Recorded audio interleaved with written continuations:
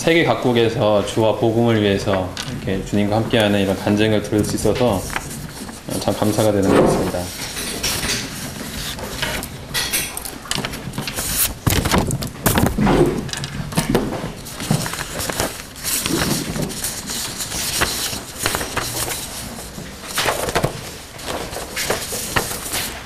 네, 감사합니다.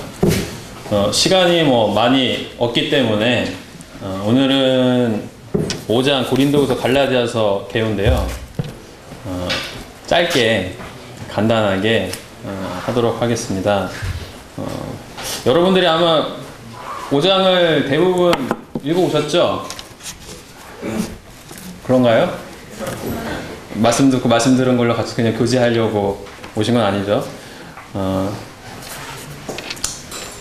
아마 그 개요 부분은 대부분 접하셨을 거라 생각이 되고, 많이 읽으면은 어느 정도 이렇게 윤곽을 알기 때문에, 제가 고린도후서나 갈라디아서를 읽으면서 주님께 이제 받은 것들을 나누는 게 좋지 않을까. 오늘 시간도 이제 부족한 걸 알고 있었기 때문에 그런 생각을 했습니다.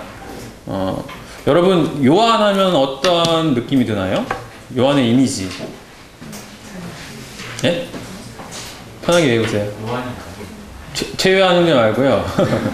사도 요한 형제님 하면 어떤 느낌이 들어요? 예, 사랑의 사도. 베드로 하면은 다혈질적인, 예, 다혈질적인 복음 전도자. 바울 하면 어떤 느낌입니까?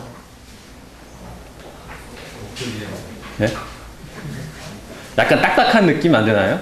교리적인 걸 막 얘기할 것 같고, 전투적으로 복음을 전하러 돌아다닐 것 같고,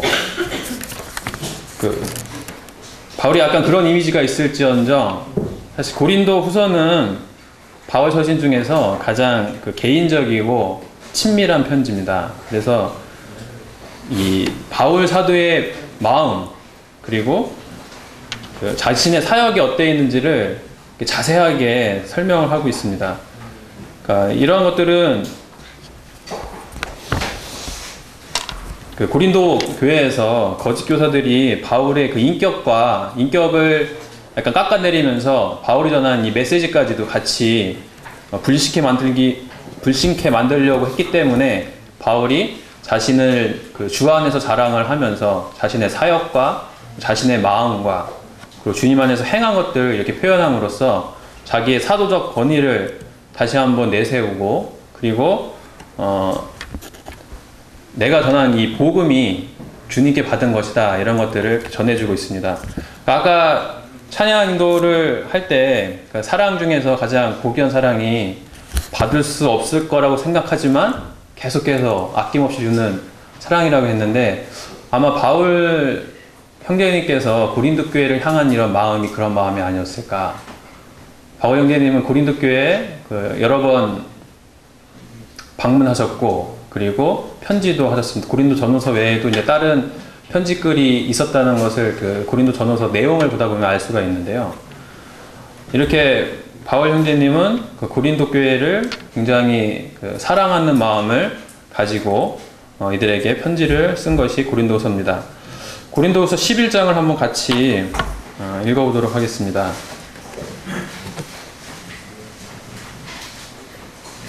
11장 23절부터입니다.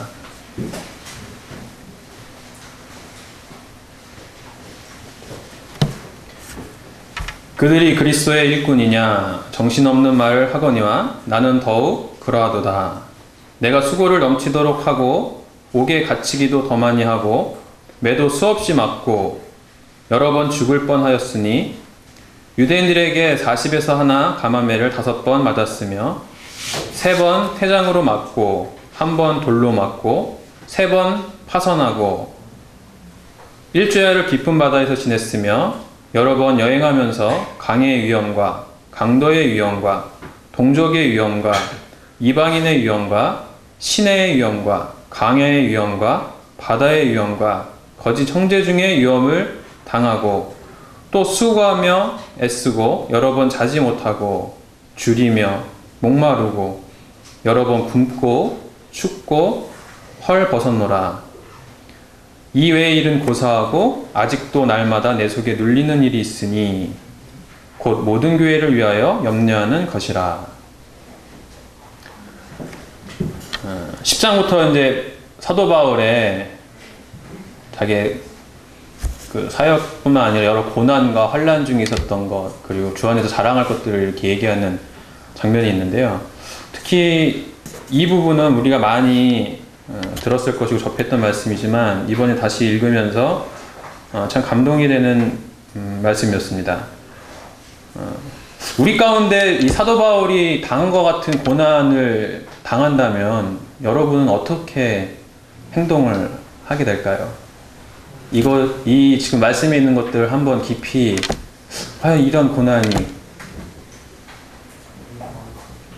바다 위에서 일주일 동안이나 떠다니고 매도 많이 맞고 배고프고 잠도 못 자고 참 다양한 고난을 당했는데, 근데 28절에 바울은 뭐라고 하고 있냐면 이외의 일은 고사하고 아직도 날마다 매일같이 내 속에 눌리는 일이 있으니 곧 모든 교회를 위하여 염려하는 것이라.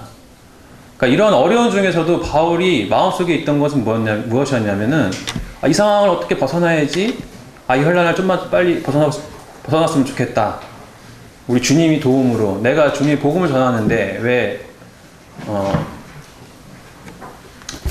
여기서 나를 벗어나지 않게 하시나, 이런 것들을 얘기한 것이 아니라 바울은 이 당시에도 모든 교회를 위해서 염려하고 있었다, 이렇게 말씀을 하고 있습니다. 참 우리 마음 가운데 이런 마음이 있었으면 좋겠죠.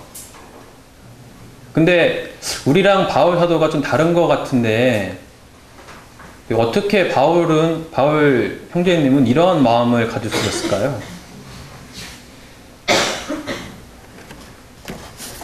고린도후서 5장을 보면요,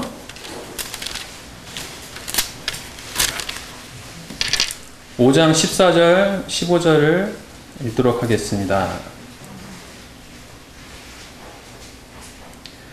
그리스도의 사랑이 우리를 강권하시는도다. 우리가 생각하건대 한 사람이 모든 사람을 대신하여 죽었은즉 모든 사람이 죽은 것이라. 그가 모든 사람을 대신하여 죽으심은 살아있는 자들로 하여금 다시는 그들 자신을 위하여 살지 않고 오직 그들을 대신하여 죽었다가 다시 살아나신 이를 위하여 살게 하려 함이라. 바울 사도가 구원받기 전에는 어떤 사람이었습니까?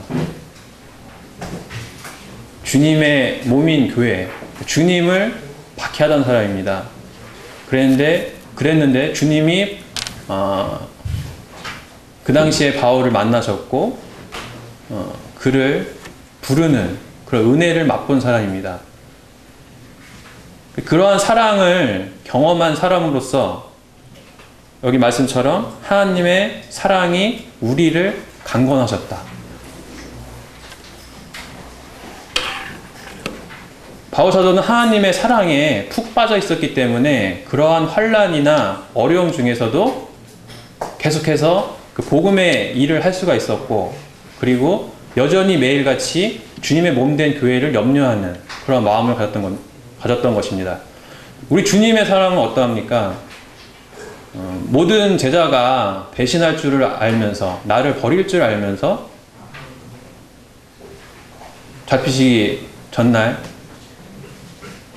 제자들의 발을 씻기시고 자기를 팔 것을 아는 가룟 유다의 발까지 쓰신 장면이 나옵니다. 베드로에게는 어떻게 하셨습니까? 3번이나 부인했지만 나중에 베드로에게 찾아가셨고, 아까 간증이 잠깐 나왔던 것처럼 베드로는 그냥 낚시하고 나중에는 갔어요. 근데도 직접 찾아오셔서 내가 나를 사랑하느냐 물으시면서 내 양을 먹이라, 이렇게 말씀하신 것이 우리의 주님입니다. 그리스도인이 이 땅에 살면서 여러 가지 환난과 고난과 어려움을 당하는데 그것을 이길 수 있는 힘은 우리 주님의 사랑밖에 없는 것을 보게 됩니다. 사랑은 여기 있으니, 아까 찬양할 때 그 말씀을 하셨죠? 하나님이신 우리 주님께서 먼저 우리를 사랑하셨기 때문에 그 사랑으로서 우리가 다른 사람을 사랑할 수 있는 것입니다. 고린도후서는 전체적으로 이러한 사도 바울이 자신의 사랑의 원동력, 교회를 사랑하는 원동력, 이런 것들을 얘기하고 자기의 사역과 자기의 마음이 어땠는지를 소개를 하면서 계속적으로 그 4명 가운데 그 밑바탕에는 주님의 사랑 때문에 내가 너희를 이렇게 사랑한다, 너희를 위해서 어떻게 사랑했는지 니네가 기억해라, 이렇게 얘기하는 장면들이 나옵니다. 갈라디아서는 왜 쓰여졌는지 혹시 아시는 분? 우리가 개요를 이렇게 쭉 보셨겠지만 당시에 여러 가지 그 교리에 대해서 문제점들이 있었는데 그 중에 하나가 율법주의입니다. 율법주의는 뭐냐고 하면은 그 믿음으로 말미암아 구원을 받는 것이 아니라 그 당시에 그 의식과 교리와 율법을 지키는 행위로서 구원을 받는다. 그렇기 때문에 로마서가 할애가 돼가지고 그 의인은 믿음으로 말미암아 산다고 하면서 그 은혜로 받는 구원에 대해서 말씀을 해주고 있습니다. 근데 이와는 또 반대로 반율법주의가 있습니다. 뭐냐면은 은혜로 구원을 받았기 때문에 그냥 아무렇게나 살아도 된다. 그래서 쓰여진 것이 야고보서입니다. 그래서 행함이 없는 믿음은 죽은 믿음이다. 근데 그 중간쯤에 뭐가 있냐면은 갈라디아인주의라고 해서 갈라디아서가 쓰여진 이유가 됐는데요. 어떻게 이제 유대주의자들이 바뀌었냐면은 구원은 믿음으로 말미암아 받지만 우리가 이제 살아갈 때 이 성화나 우리의 삶은 율법을 지켜야 하나님 앞에서 거룩하다. 그리고 우리가 그 성화의 삶을 살아갈 수 있다. 이렇게 주장을 하게 된 것입니다. 그래서 사도 바울은 갈라디아서를 쓰면서 그것이 아니다.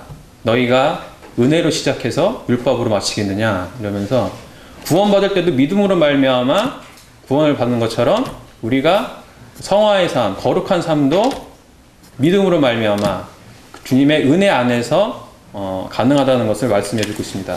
그래서 우리가 많이 외우는 말씀인데 갈라디아서 2장 19절하고 20절을 한번 읽도록 하겠습니다.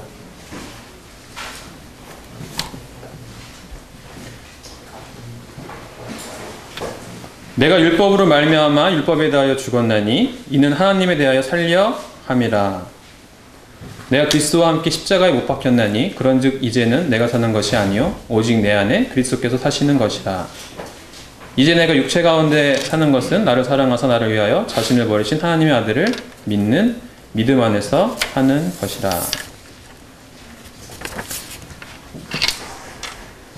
우리가 주님 아까 그 고린도서를 말씀을 드리면서 사도 바울이 그런 고린도후서 아까 그게 11장이었나요?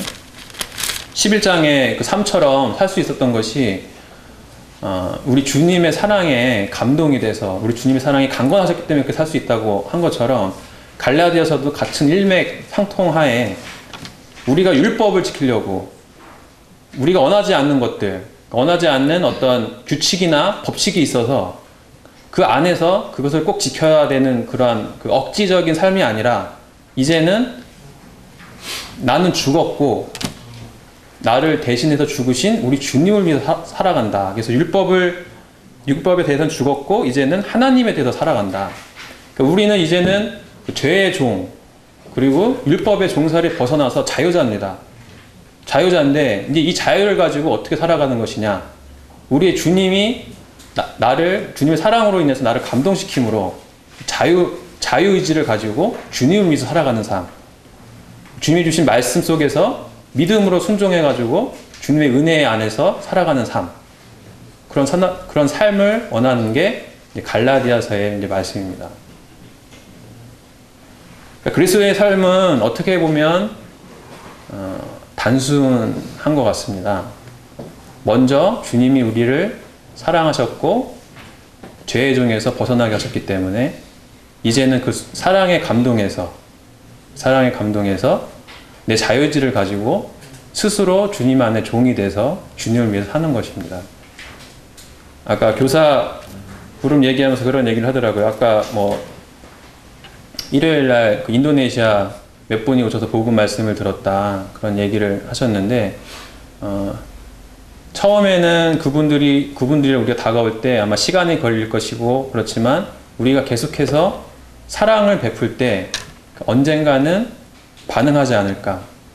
주님도 우리가 주님을 모를 때는 계속해서 어떤 사랑을 보이셨는지를 계속 말씀해 주셨는데 우리가 모르다가 그 다음에 그 사랑에 감동해서 우리가 반응을 하게 됩니다. 구원받은 이후의 삶도 똑같다고 생각을 합니다.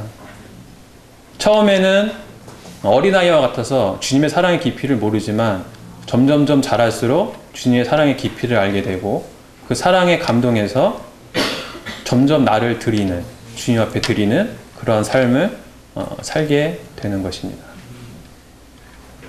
고린도후서랑 갈라디아서를 통해서 우리의 삶이 동력이 어떤 것이 되는지 이런 것들을 좀 볼 수 있었기 때문에 짧게나마 오늘 시간도 많이 없었기 때문에 이렇게 개요를 마치도록 하겠습니다. 예, 이상입니다. 마이크가 계속 내려오네요, 이게.